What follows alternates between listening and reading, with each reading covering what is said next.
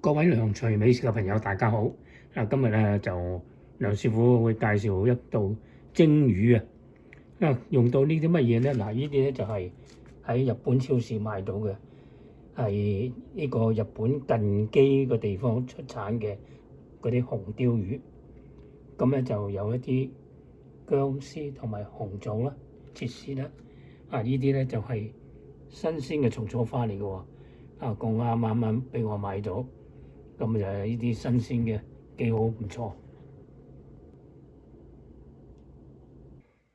調味嗰度咧，我哋有啲碳大師啦、鹽啊、糖啊、美極鮮醬油、胡椒粉、麻油、花雕酒同埋呢個鷹粟粉咁樣嘅，將佢撈勻嗰啲蟲草花啊，同埋嗰啲魚肉咁樣醃一醃佢味先至去蒸。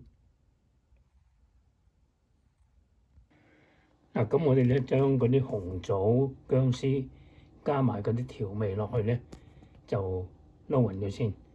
咁然之後咧，我哋蟲草花啦，呢度有啲芫茜醬，最後先至滲上去嘅。咁將佢撈落去咧，等佢有啲味道底味先。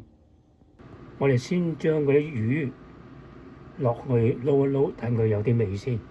再將嗰啲蟲草花咧就撈落去，夾起咗啲魚塊之後咧，將佢咧撈一撈佢，咁樣嗰啲味道先至比較勻循啲嘅。咁咧再將嗰啲魚咧同埋嗰啲蟲草花咧擺落去個蒸碟落去，底下鋪多啲蟲草花喺底啦，上高再鋪啲喺上高攞去蒸嘅。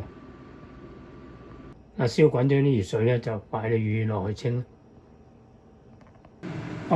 好啦，我哋已經蒸咗10分鐘啦。打開蓋睇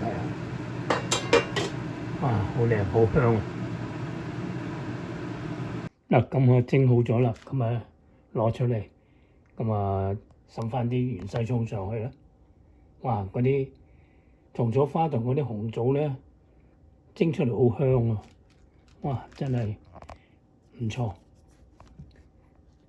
嗰啲魚肉咧，好彈手啊！撳下去好滑。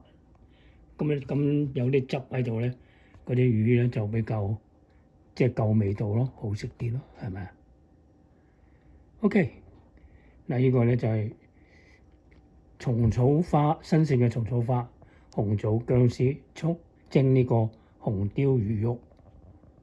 多謝大家收睇，拜拜。